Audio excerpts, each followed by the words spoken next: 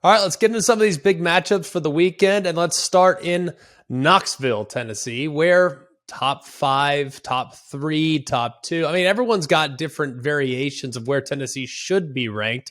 Understandably so. I love them. I think they're great. I think they have incredible firepower. I also think this is a remarkably dangerous game. They're the better team. Look, they're a comfortable favorite. Vegas looks at them right now at like 12.5-point favorites, give or take. All right, so not that Vegas is the end-all, be-all for evaluating these teams, but I just look at this potential spot, and I think that, look, that we all know right now what's coming up next week. We all know so many people are going to circle that Georgia game and say, hey, that's the one you got to win to get to the SEC championship game. Just be careful. This Tennessee team is excellent. They are legit, no doubt. But let's not deny that Kentucky, when they play their best football, is pretty dang dangerous. All right, let's get into the matchup just a little bit deeper. Start with Kentucky against Tennessee in regards to what Kentucky's done defensively and what Tennessee's done offensively. Kentucky has allowed 24 or fewer points in 11 consecutive games. It's the longest active streak in the FBS. It's pretty amazing when you think about that. And the team's longest streak from back in 1979, okay? The last team to actually score more than 24 against Kentucky was this Tennessee Volunteers bunch. So obviously, does it matter? I don't know, but that's a pretty good trend to carry into this performance. Meanwhile, Tennessee, it's been documented. We know what they've done. They've scored 30 or more points in 10 consecutive games. It's the longest streak in program history and tied with UCLA for the longest active streak in the FBS. So just looking at where these two teams are at, what gives? Longest streak scoring 30 plus, longest streak holding teams beneath 24. They clash. One will come to an end this week. Right? I mean, it has to. Right. Looking at some of the matchups within the matchup, okay? If I'm, and let's look at this through the prism. I mean, if Tennessee plays their best game, if Kentucky plays their best game, Tennessee wins. Okay? It's as simple as that. If Kentucky plays their best game and Tennessee plays their B game, we now have action. Okay? What does Kentucky's A game look like? They have to empower their quarterback. I happen to think this is not a game where they can just sit there and say, yep, we're going to hold them underneath 24 because that's what we've done in the 11 straight games. And we're going to be in a great position to just grind out a victory. That's not who they are. That's not who Kentucky is. And that's certainly not who Tennessee is. I think if you're going to beat Tennessee, you have to score with them. Can Kentucky do that? I think they have the potential to be able to do that. You look at Kentucky's firepower. They have excellent wide receivers. They have an excellent quarterback. Those are their best attributes right now. Offensive line, not great.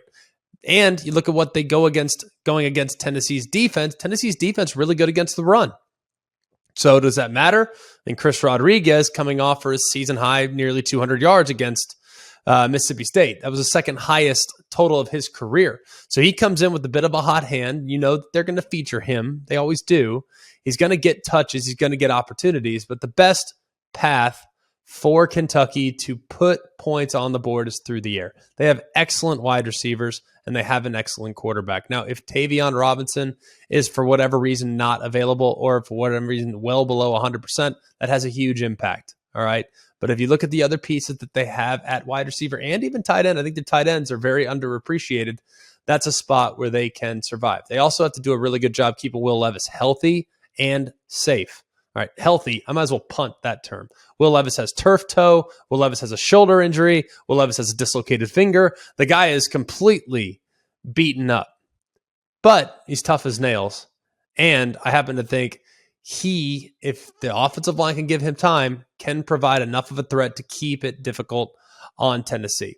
Looking where Tennessee's at right now, Hendon Hooker has been off the charts. I mean, so good, so amazing. Certainly, understandably in the conversation for the Heisman Trophy, but he doesn't do it alone. We all know what Jalen Hyatt's done, 9 receiving touchdowns in the last 3 games.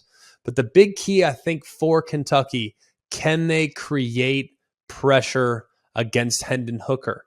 So far, Alabama couldn't do it with any levels of consistency. No one else on the schedule has really been able to create a consistent pass rush. Right now, Hendon Hooker has seen very little pressure.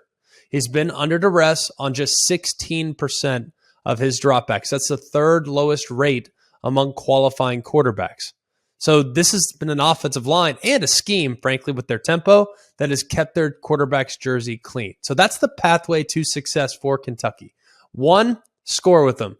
2, allow Will Levis to stay upright. You give up a million sacks. You can't in this game.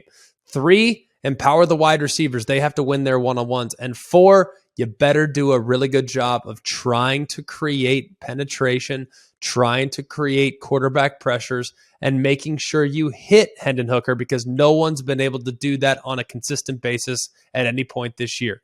If you're looking for a little gambling nugget, not that, you need to look at this from any particular, angle or whatnot. Kentucky's 3-0 against the spread against AP-ranked opponents this season. 12.5. Kentucky, I think they keep it close. I do. I think they hang in there. I do think it's going to be a shootout, but I think they hang in there. However, ultimately, I still think it's a little bit too much firepower from Tennessee.